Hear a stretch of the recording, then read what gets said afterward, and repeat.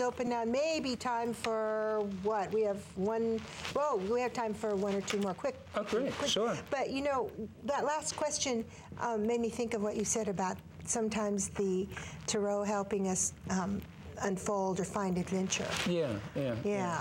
Well, I think life is an adventure. It's you know? Yeah. I think that's what it's meant to be. It's not supposed to be stifling. So could it be that he was asking about traveling and you were saying opening up, that it might present some adventure? Well, I think what was interesting was the first thing he presented was, I want to know about travel, about job, about this, about that, and he brought about 4 different things, and he gets the inventor, which is about bringing together all these different things to get a coherent whole. Yeah, so I mean, if you just think about it in travel in itself, the first part of his question involved a lot of other things which maybe don't naturally fit together. Yeah. So the inventor is about finding a way of fitting it all together. Of fitting all that together. Through death, through transforming himself in the medium of travel. That's wonderful. And since you do tour guides, and you're a tour guide. I do a tour guide. Come on a trip.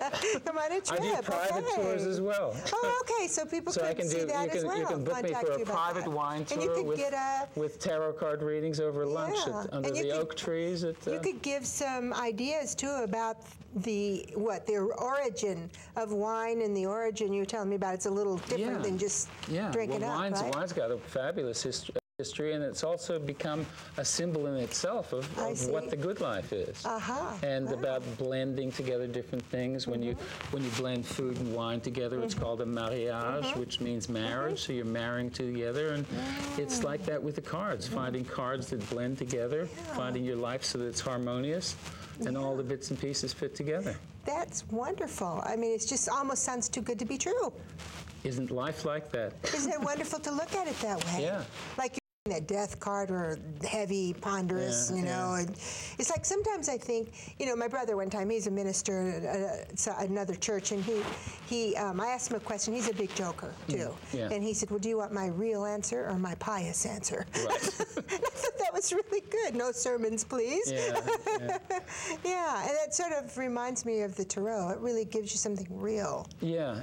Something to do, not just pious. They're fun. It's not supposed to be ponderous or heavy or. You know, you don't have to bring a mathematical abacus or calculus with you. Or there's so many things in other ways of divination, and I like them. I'm not down on them because each person has a gift, maybe in a certain way.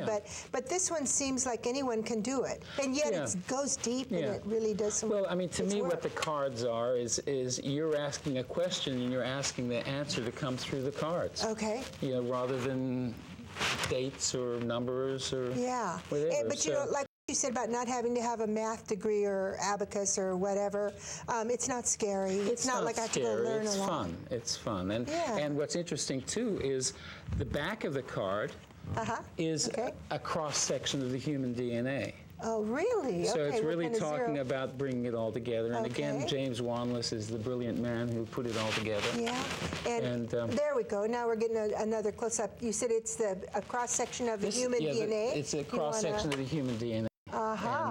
It's so beautiful. Yeah. It's so beautiful. Yeah. I mean, I don't think of the human DNA in that way. I see it in the card. Well, it's very intricate, and it's laced with enormous potential. It is. So. And James Wanless is also a great tarot reader, isn't he? He is. He's a wonderful guy. Yeah, you know him. He's got less hair than I do. Yeah.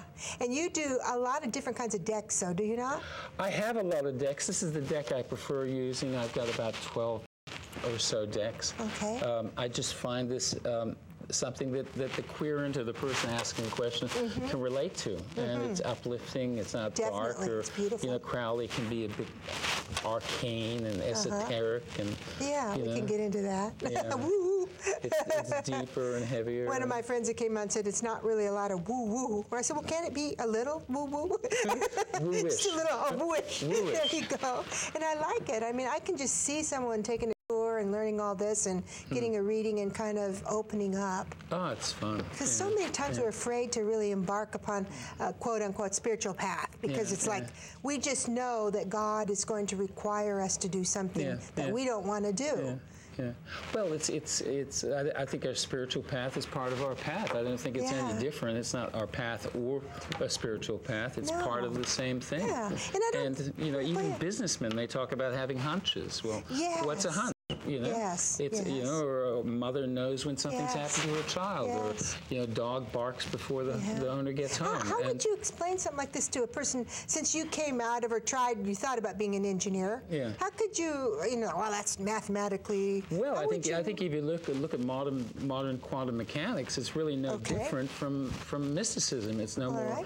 It's some of it's bizarre that they've proven that an object can exist in two places at the same time.